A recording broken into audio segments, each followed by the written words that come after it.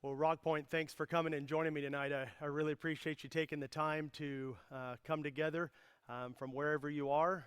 I know we've got some moderators on all of these platforms, so go ahead and let people know that you're there and we can communicate throughout. And moderators, if you need to let me know something, please do so. You can do that. I've actually got my phone with me, and you can talk to me that way if you need to, all right? So I wanted to come because we are on the eve of something that we've not experienced together. And that key word to me for that is together. We're going to go through this together. I don't know if you've done the count or not, but it's a 19-day stay-at-home directive that was given to our county and our cities and all around us today. And so for 19 days, we've been asked to stay at home. And that brings a whole new level of trying to do our best to help bring the curve of this down and help with what we can do with this virus. And so we're going to try everything we can as individuals and as a church to adhere to everything we've been asked to do our part. And so part of that I wanted to come to you tonight and talk to you about. But before we get into that, and I want you to stay with me because I've got some things at the very end I want to share with you. But I want to give you a little encouragement tonight, because we're about to go into something that's unique to all of us. And I just thought there was some really interesting verses from James chapter 1, verse 2. Listen to what they say. It says, "When all kinds of trials and temptations crowd into our lives, my brothers, don't resent them as intruders, but welcome them as friends. Realize that they come to test your faith and to produce in you the quality of endurance." So when I read that verse, there's something that really jumps out at me when it says, welcome them as friends. Like, be happy that this thing showed up. Now, why in the world would you be happy about the COVID-19 showing up at your doorstep? Why would we be happy about that being in our community? Why would we be happy about stay in your home type of directive? Well, let me tell you why we can be, and why we can choose to be. It's because of what we know. And so I want to challenge you tonight with what we already know, and not just what we know as in general knowledge, but what we know about problems. The first thing that you and I already know is that problems are inevitable. In fact, the verse said, when they come our way. That means you didn't have a choice in this. We don't have a choice. This is a worldwide thing that's going on. There's no choice in this. And so the truth is that these things are inevitable. In fact, these kinds of things are required for you and I to become what we need to be. Now, that didn't mean God created it and sent it. It just means that God's going to use it. So we already know this about problems. It's that problems are inevitable. Another thing we know about problems is that not all the problems are the same. It says this, when all kinds of trials, like there's all different kinds of trials. You know that. There's time, finances, there's relationships. All of those things may be going on. And now we've got this. We've got this problem. So we know that not all problems are the same. They're varied. And then another thing we know is that problems just come in the worst time. We know that about problems, right? In fact, that's why we call them a problem, because of when they show up. In fact, this verse says, when they crowd into your lives. Isn't that how problems do? They just come and crowd right into your life. And what do we normally say? Not now. Everything was going so well. Or we say like why now? Or why me? Why this? The truth is, there's never a good time for a problem. That's why we actually call it a problem. And we know this. They come at the most inconvenient times. And then here's the fourth thing that we know about problems is, according to this verse, they have a purpose in being here. There's a purpose in problems. In fact, this verse tells us that problems come to test your faith and to produce something in you. Look, again, God didn't cause this virus, but God never wastes a crisis in our life. Problems come with the purpose of producing something in us, and this is the same way. Suffering will give us something if we'll let it give us something. And so the next 19 days, let me just tell you, it's going to test some things in you. And one of the things it's going to test is your faith. So what is in you right now is going to come out of you in the next 19 days. That means if you're angry, there's going to be some times where that happens. If you're, it's going to squeeze that out of you. If you're bitter, if you're anxious, if you have a fearful heart, if you're controlling, look, all of those things are going to come out in this because problems always squeeze those things out of us because they're producing something that's in us. But suffering, listen, suffering gives us something if we'll let it. I heard over the weekend a really great illustration that I wanted to tell you about it because it was so interesting to me. And I'd never heard this story before, but it was about a guy who lost his job. And look, I know some of you maybe have already lost your job or you're concerned about losing your job. Well, that's what happened to this guy. And he came home that night and told his wife, I lost my job today. It's the most inopportune time. Things were going so well and looking so up, and I lost my job. And his wife said, well, what are you going to do about it? And he said, you know what I'm going to do? He said, my dream has always been to be a builder. So I'm just going to change course and I'm going to start a building company. And he ended up with a project, and his first project as a builder was to build 2 small hotels. 5 years later, the guy is a multimillionaire. You know what the guy's name is?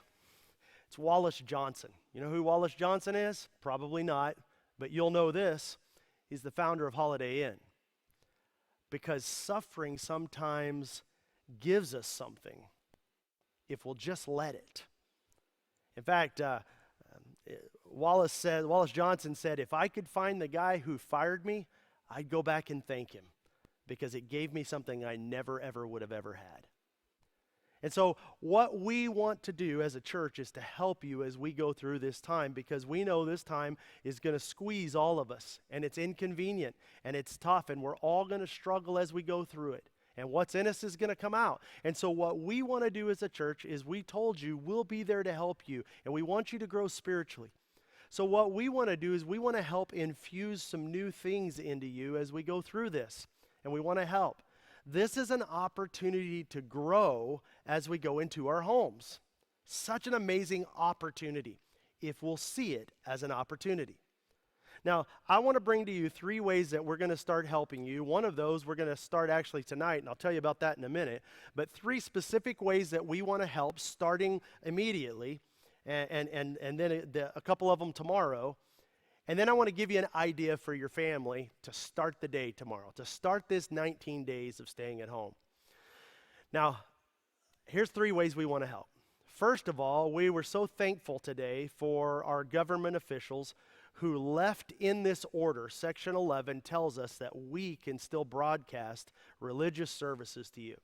So we're very excited about that because we told you we're going to continue to meet together, and we're going to still bring you live services on the weekend. Now, we've got to do some adjusting, and we've got to pare down our team, but you know what? We're well into the works of that, and you can count on 2 live services this coming Sunday, 9:30 and 11:30 or 9:30 and 11 on these exact same platforms. Maybe an extra one. We'll let you know about that soon. So we want you to know one of the ways that we want to help you as you go through this 19 days is that you're going to have a worship experience with music and preaching and prayer, and experience for your family, for your kids, downloadables and printable things for your kids, and videos to watch, and engagements in those environments for your kids every single weekend. We want you to know we've not forgotten this. Now, if you look at the 19 days, you realize that the 19th day ends on Easter Sunday morning. So we'll be doing Easter this way. We've never done that before. In fact, our first Easter, we would have never dreamed about this. We wouldn't have dreamed about this last week or 2 weeks ago. In fact, maybe you didn't know, but coming up this weekend is our 18th birthday as a church. We would have never thought we would celebrate 18 years as a church spread out all over our communities. But you know what? We're going to continue to do it, and we're going to do it in a great fashion, the very best that we possibly can. Did you know we've had over 6,000 views of our services since Sunday? I looked at that about noon today, over 6,000 views. We couldn't put 6,000 people into our services, and that's 6,000 views. That doesn't count all the people who are watching those views. See, the church is alive and well, and God is doing something amazing in that. Don't lose hope of that. The church didn't go away. We are the church. What an amazing thing that on our first weekend of being virtual, that there would be over 6,000 views of our services. That's amazing. So we're going to continue to bring you the best quality services we possibly can under these circumstances, and we want you to know you can count on that. We want to help you that way. Here's another thing that will be starting tomorrow. And as we go through this 19 days, you can count on this 5 days a week, Monday through Friday. You're going to start getting a daily email called In the Know, Focus on 5. All right? In the know, because we want you to be in the know, and we want to focus on 5 things. And here's when it's going to arrive. It's going to arrive at 12 p.m. every day at noon in your inbox. And we did that on purpose because that's a breaking time, whether you're working or maybe it's a time to stop and do something with your kids. And so watch for that. That's starting tomorrow. It'll show up at noon. And then on Tuesdays and Thursdays, Adam and I are going to do a little quick live, maybe 1, maybe 2 songs and a quick devotion for you. And we'll do that live. And then on Monday, Wednesday, and Friday, you'll get some content that way, probably be a recorded video from us. But we want you to know that we're going to continue to put this out here so that you have what you need to continue to grow in your faith while you're there, and that your kids can continue to grow while they're at home. And so make sure you have your contact information updated. Make sure you jumped on our website and went to like give or sign up for something and enter an account. If you don't have an account, go do that right now. Go to our website, rockpointchurch.com, and get your information updated to make sure that you're getting the latest updates and that you get all of this in your home to help you as you go through. Now, we said this is in the know, but focus on 5. And the reason we called it focus on 5 is because when all this started, I told you 5 things you can count on from us. And those are the things we're going to focus on. The first one is that you won't be alone. And we will keep that promise. We will keep coming to you. We will be with you. We will help you. We will be in communication with you. Many of you have already heard from us and got a phone call from us. We want to continue to reach out, and so we're continuing that process. That's still going on. Mario is helping us, our campus pastor from Liberty Hill. He's taken over that pastoral care piece and is leading a team to help make that happen. And we want to be in contact with you, so make sure we have the most recent contact. We don't want you to be alone. That's the intent of that. And then the second thing we said of the 5 is that we want to help keep you spiritually healthy. And that's why we're doing what we're doing. We want to help your kids. We want to help your family at all ages to have an experience where you grow in this 19 days, not where you get to the end and realize that spiritually this has just been a waste for you or it's been a terrible struggle for you. We want to be there with you and help you grow spiritually. And then the third thing we said is that if you get sick, we'll serve you. If something happens to you, if you get this virus, we'll serve you. We'll make sure that you're served. We will rally at all points to serve you. The fourth thing we said is that we're going to continue to worship together. That's what I was telling you, is the order came through today, and we can still do that. That's on the weekend, but it's not just the weekend. Don't forget to be in a small group. If you're not in a group, go to our website and sign up for a virtual group. I met in mine last night. It was awesome. I was able to sit outside in my group and just drink a glass of tea. It was wonderful. I loved it. And we got together, and it was a great experience to be able to talk with the group together. And I know groups are doing that all over the place. Reach out, and we'll help you be in a virtual group. Go to our website, and you can sign up for one, and we'll help you get there. And then finally, of the 5 is we said that we'll help you serve others like never before. Now, in the know email, that's where you're going to start seeing those things. We've got several things that are brewing right now. In fact, starting next week, both of our locations are going to be food pickups, where people can come by and pick up food. We're working with Hill Country Community Ministries, and they'll be coming by our church, and we'll be putting food in their car as they drive by. And we're going to need some help doing that. And we have a way for you to be able to do that and be a part of that and actually legally leave your home if you feel safe. Now listen, we don't want, if you're vulnerable, if you're over 60, if you have any kind of health problems, we want our most healthy to serve our most vulnerable. And so just know they're small groups. Everything's got to be in a really small group. And maybe your small group could actually do that one of those times. So we'll be serving both in Liberty Hill and in Leander on a couple of days a week and being a part of that. And you'll find out this in this email as well. That's the focus on 5. Those are the 5 things that we're going to focus on. And so we want you to know we're here to help you as you go through this 19 days and as we go through it together. And I want to focus on that. We are going through this together. Now, as your pastor, I love you and I care about you. It's why I came tonight. It's why we're putting this together. It's why our staff has worked so hard. And we have so many volunteers here that have helped us over the last few days coming and going to make sure everything happens. And they're continuing to do that. And we are so grateful. Thank you so much for all of you who've called someone or helped produce a service on Sunday. Thank you. We could not have done this without you. But together, it's amazing what we can do. And so I want you to know we are with you and we won't leave you alone. We're here to serve and help you all the way through this, but in particular over these next 19 days. Now, I want to pray for us, but I want to pray for our church, but I want to pray for you. But before I go, there's something there that's really important, and it's really the third way we want to help. And it's an initiative that I'm issuing today. In fact, we're about to release it as I talk about it right there on our different chat groups, where an initiative I'm calling, it's our Here For You prayer initiative. And here's what that means.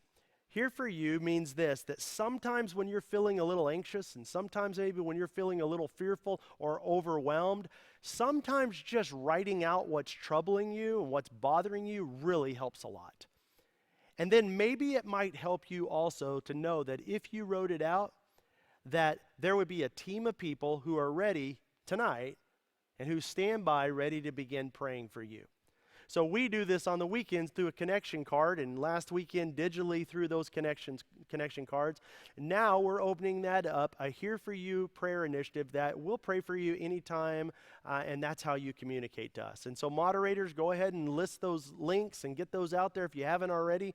And we are happy to be praying for you. We have a team ready to start praying for you tonight. And sometimes when you're fearful, it just helps to set and write out what you're feeling.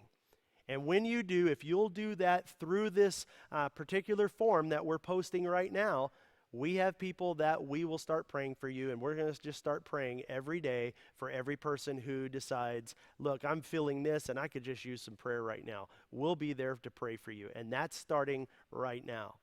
And so I hope you'll use that and know your church family, your staff, and me as your pastor will continue to pray for you no matter what happens through this as we go through it. So I want you to know that we're here to help you in those 3 ways, is that we're bringing services, it's in the know, focus on 5, and then Here For You prayer initiative. Now, let me give you something practical and then I'm going to pray for us. And this is just something from my family to yours. So when all this went down and we heard, hey, kids probably aren't going back to school, I don't like a lot of chaos at home. I sometimes cause some chaos at home, but I don't like a lot of chaos at home. And so I just knew having a couple teenagers at home that it might just get a little crazy. And so Julie and I decided what we would do is that we would put our family on a schedule. And so I want to encourage you to do the same thing. I want to encourage you to sit down with your family tonight and think through everybody. Let me tell you how we did this just as an idea. You may have better ideas than this and a better way to do it, but let me give you a suggestion. We gave each of our kids, our 2 teenagers, a piece of paper, and we gave them some categories, and then we said, we want you to write a schedule. What would a good schedule look like for you, and what would you want to put on it? And here's kind of the non-negotiables. You got to get these on there, but what would you want that to look like? And if you've got if you've got a teenager, middle school, high school, I totally suggest that. If you've got somebody in elementary, it'd be good to kind of talk that through. Younger than that, it's probably best that you just kind of set that and say, hey, look at what we're going to get to do. right? And so what we did is we helped our kids set a schedule, and Julie and I getting on the schedule as well. And there were a couple of things we put on it, and I want to just give those to you as some idea starters. And what I'd love for you to do is sit down tonight when you get off this video and develop something like this for your family. So here's a few things we decided to put on ours. We love music, but not just listening to it. We also like to play it. And so music was a part of that. We have one of our teenagers that plays the keyboard. We have one of them, they both sing really well. But we've had one of our teenagers who've been wanting to learn to play the guitar. And I told him, I said, you know what, you got 19 days and YouTube. Let's learn to play the guitar. And I can only take you so far in that, but let's do that. So I'll tell you a little known secret. It's a little embarrassing. If you ever see me driving down the road, and I don't wave at you, this is probably why. But in my truck right now, I have a harmonica. And I'm not very good at it, but man, I play it like crazy in my truck. And I have to turn the radio around to different songs that get in the right key because I only have one harmonica and it's only in the key of C. And so I will play that harmonica, and sometimes it's terrible, and then every once in a while I get on it and it's just exciting, and I'm going down the road happy as I can be playing a harmonica, right? I love it. So you know what I've decided to do over the next 19 days? I want to get good at a harmonica, and I got 19 days to do it. And so I found me some videos on YouTube that were lessons on how to do that, and I'm going to get better at that as I go through it. And so we put that on there. Another thing we put on ours was a category of exercise. I think that's super important as well. And then I just can't overemphasize this. Eat together. Take a time and eat lunch. You have an opportunity to eat 2 to 3 meals together when, like, your life has been so crazy, you've not sat down and ate a meal all together in a long time maybe. And all of a sudden, all of that's gone, and you have a chance to reconnect around the dinner table. Let me make a suggestion if I could. Come to the dinner table without this. Like, ask everybody to leave their phone over on the bar in the kitchen. And come to the dinner table, and maybe after dinner play a card game or play a board game every night, just something together around that dinner. There's something intimate and special when you do that. And you got 19 days to develop this into a habit in your family and let it do something in your family. See, we have an opportunity to grow.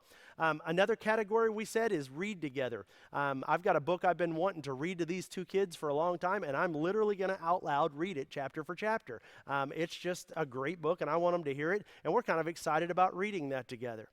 And then, obviously go outside, get outside, practice all the social distancing they tell us, but get outside. Here's another one that one of my kids came up with. Take a nap. In fact, when I got home today, I asked, hey, how'd the schedule go? And my son said to me, he said, I missed my nap, and I'm actually kind of mad about it. I'm a little upset that I didn't get to take my nap. And then, obviously, the kids' school time. What I'm challenging you to do is wake up tomorrow on a schedule. It's a new day, and you got 19 days to do something special with it. Well, Rock Point, we love you, and we want to be a help to you in every way we possibly can. So I just want to thank you for joining me tonight. I hope these are some ideas that are going to help you starting tonight with prayer and tomorrow at noon as you get emails and with your kids as you wake up. And just remember, we're here with you, and God has not forgotten you, and neither have we. And so reach out, and we're here to help you. Let me pray for our church family. Father, we don't know why, but here we are. And we're just so grateful that we're in this together. God, what a terrible thing if we were to be alone. And so, God, I pray that you'd help none of us to be alone. You put the lonely into families, and thank you that you put us into this church family. Help us as we walk through this 19 days to love each other and support each other and to love the world around us in a big way. And we ask it in Jesus' name. Amen. Thank you, Rock Point. We'll talk to you soon.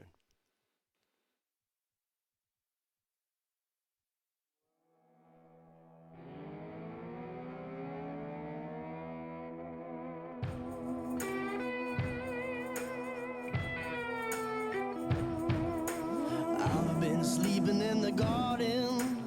Oh Lord, wake me up. Should have been watching and praying. Temptation was just too much. Temptation was just too much.